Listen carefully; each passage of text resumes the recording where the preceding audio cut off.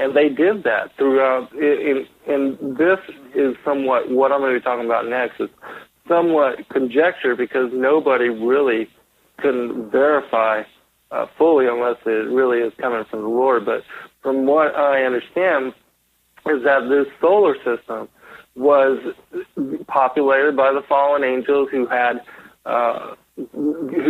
planetary trade, and they had a whole system where they were inhabiting different worlds. They had way stations. They talk about this in all the different teachings of the Sumerian peoples this is from a book talking about the prior times, even before the Sumerian cultures were established by these fallen angels post-flood. And they have a history of what these fallen angels talk about as far as their life and how they evolved and came up on their planet Nibiru, and it's called the Lost Book of Enki. And for anybody that wants to know more about it, you can read about their history. It's supposed to be, even they say they came to the Earth 400,000 years ago, or somewhere between 400,000 and 200,000 years ago, which, do we really know? No, we don't know. But we know that there's several kingship lists, the Sumerian kingship lists, that describe these long dynasties where, they had populated and created all these civilizations. Well, they were then, manipulating and creating and corrupting the genetics of different creatures and even the vegetables and the vegetarian world that was here. They were doing abominable things. They were even having sexual acts. It even talks about in that Lost Book of Enki where the Anunnaki, when they first did these genetic DNA experiments, then what happened is they went actually to bestiality. Enki actually impregnated with his own seed this ape woman and created whatever it was, their hybrid creation. It was some abominable creation. Who knows what it was? But it talks about all of that, and this was before the creation of humanity. So the Lord was watching the angels already corrupting and destroying worlds, and so we know from Peter 2, chapter 3, where it talks about the destruction of the first world age, because it was a great flood. Who knows what kind of flood? It could have been a universal. I don't know what kind of flood it was, but it was a massive something to do that destroyed the first world age and all the cities and the planets of the fallen angels. And it's my opinion that this took place with the introduction of Nibiru, because if we study the Enuma Elish, and I'm actually going to put a book out on this at some point when I get some time, but if you study the Enuma Elish and some of the Babylonian creation tales, the epic tales, there's also, in the Lost Book of Enki, there's a Sumerian description of the Enuma Elish, and it gives you a story of what happened to the planet Tiamat and how Nibiru became part of the solar system. And in that tale, it talks about the outer planets capturing Nibiru, and I believe the Lord did all of this specifically on purpose, because what had happened is that Nibiru was then brought in. It was spinning the opposite direction, and it was actually taken into trajectory to what was known as the planet Rahab, or a planet that was there where the asteroid belt was. And this planet was shattered by one of the moons of Nibiru, and it was split into two, one part turning into what is now our moon. It was called Kingu, and the other part, the Tiamat, the split part of Tiamat, then became what was known as the Earth. And it was the impact of that moon, the satellite impact in that planet Tiamat, that moved the Earth, or Tiamat, what it was originally called, to where the Earth is now, and also gave us the moon also as a satellite, which, if you look at all the other planets, there's no other satellites that are that large, whether it's a artificial or whatever it is. We know that it's special and unique to our particular world. And then life became at the precise distance, and everything became perfect for then what the Lord did as far as creating modern humanity. And this is when the second world age happened, because the Lord created humanity, put them in paradise, and the fallen angels, they wanted to take revenge against Yahushua by causing Adam and Eve to fall. So Zen, at what point, because we're entering now the second age, at what point did, you talked about the angelics cohabiting the universes and traversing the planets and the Tiamat and Nibiru issue, but at what point did the rebellion occur, and why did God create the new Adam, and at what point did that occur? The rebellion occurred at the very moment that the Lord brought Yahushua into being as the light. Because it was in that moment that Lucifer, because he thought himself to be the first created angel, the archangel, and he thought he was going to have dominion over the whole universe. He wanted to be in the seat of the sun. And so it was in that moment when the Lord unfolded the light and brought Yahushua into being as the Word, and it was through him as the Word that everything else was unfolded. The planet here and all that. It was Yahushua as the Word that was the manifestation of the Father that did all of that. And so it was Lucifer's rebellion against him that caused them to be banished out of the heavens, which if you read the book of the Secrets of Enoch, it says that they were cast out at that time on the second day. So from the second to the sixth day, they had free roam and all that time. So are you saying that prior to Yahushua manifesting as light, I guess my simple mind says it was dark. Are you saying that the angels, it was all darkness. How did the angels traverse universes in total darkness? No, they weren't traversing then. They weren't. None of all that had happened until they were banished. Once Yahushua brought the creation into visibility, and then creation could be seen, then all the angels marveled. Remember, it said that all the angels marveled at the creation of the morning star, or when everything came into being and they were able to see the vastness. Can you imagine just sitting in darkness and then all of a sudden the whole entire universe comes into visibility? Okay, for clarity, at what day did the light occur? It was the second day. It says that. What were they doing during the first day, which could be thousands of years? We don't know. Because what were they actually doing in darkness? Just sitting there, or what were they doing? Yeah, it says they were just sitting there in darkness, and they thought themselves to be pre-existing beings. It was like a pause. There was like a pause where the initial dynamics of creation were implementing all those super forces. Gravity was taking place. Worlds were dividing. Planets were being created. Galaxies were spinning off. They were, all this was being watched in darkness. And when the Lord split the light and the darkness, Yahushua came into being, they saw all the universes. They saw everything then. They didn't want to serve. 1/3 of the angels didn't want to serve. They wanted to go explore all the stuff that they had just seen come into visibility. All these worlds, the vastness of the universe. They wanted to go find their own worlds to rule.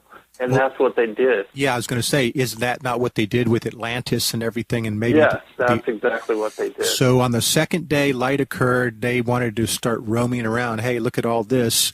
Look at all this incredible stuff. Look at this planet. Look at this world. And so they went and actually explored and set up camp, Mars and other locations. Right. So that was at the beginning of the second day. So continue from that point.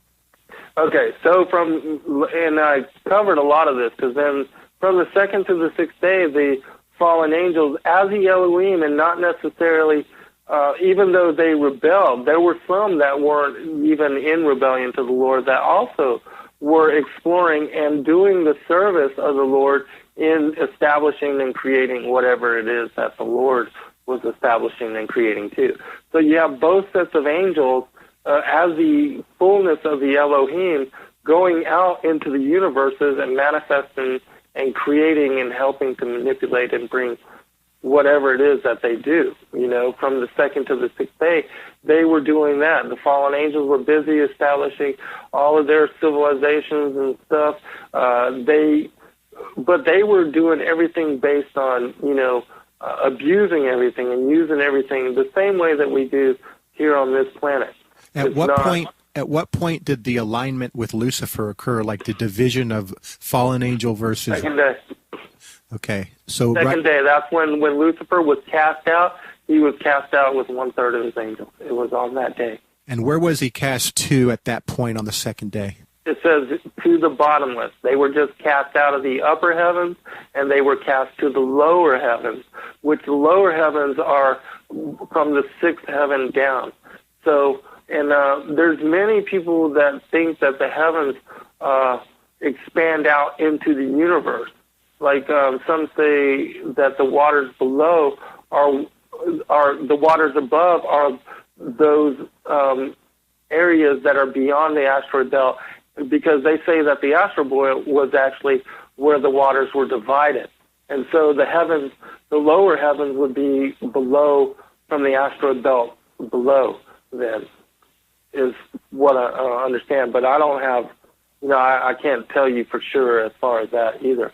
But it does make sense that they would be banished to this solar system, and then for Rahab to be destroyed, and then for them to be then banished here to this planet and to this earth, because this is where the end game was going to happen. So this all occurred at the beginning of the second day, and so between the second and sixth, you have a division of the good angels and the fallen angels, still sent out as the Elohim plural, both groups, to create and continue to help Yeshua and Yahweh, the Creator, help. I wouldn't say help, but to carry out their desire to set up the universes. Their wishes, their desires, yes. And then so we come to, again, to Peter, 2 Peter chapter 3, where it talks about the destruction of the first world age. You also go to Jeremiah chapter 4, where it talks about, lo, and see all the cities that were destroyed, lo, there was no man, all the birds in the heaven fled. It talks about that, the destruction of, this particular fallen angel cultures and civilizations, and there was a war in heaven.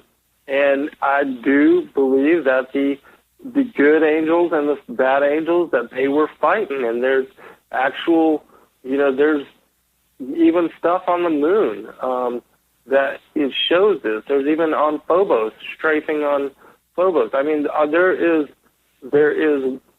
evidence of a war in heaven on many different levels. And how all that took place, we don't know exactly. But yeah, a major war in heaven did occur, still is happening, still is occurring.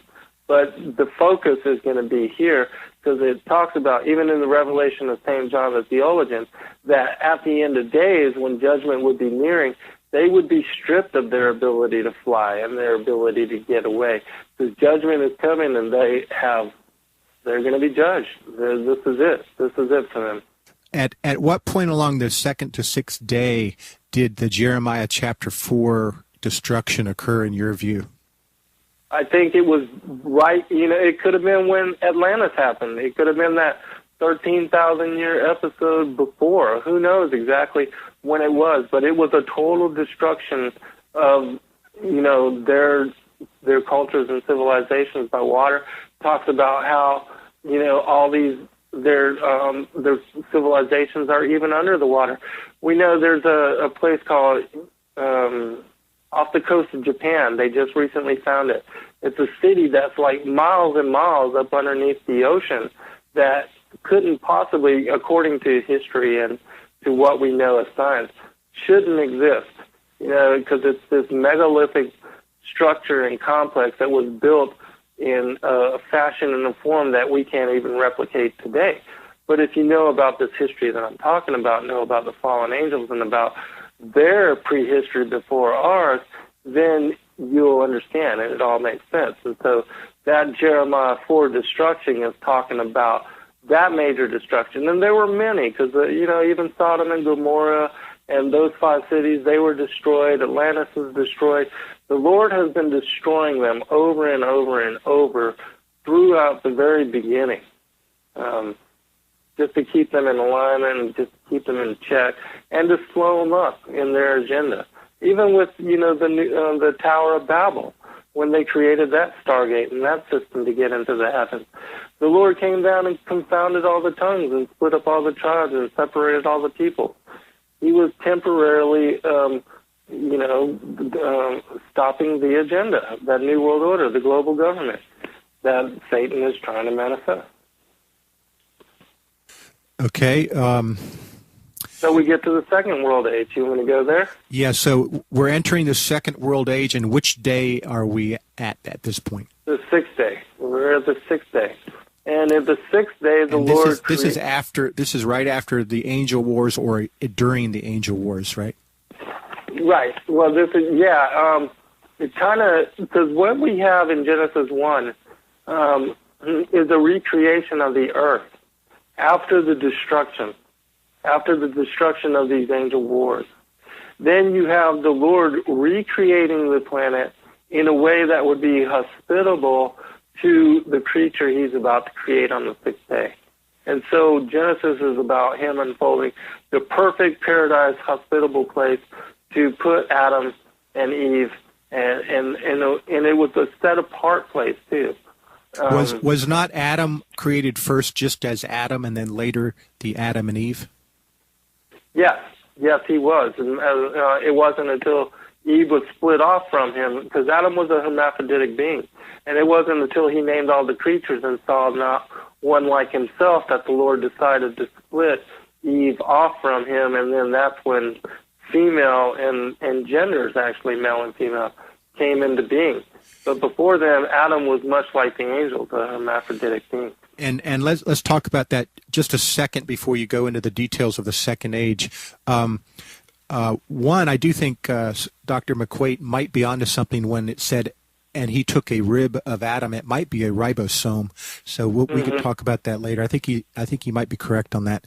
Definitely DNA, something connected to DNA. Yeah, so he's probably right on the ribosome being translated as rib, but when Adam was a hermaphroditic, angelic, spiritual being of the first prototype design, and he was not yet fallen. Here's where I'm going with this, Brother Zen, is the issue of being fallen.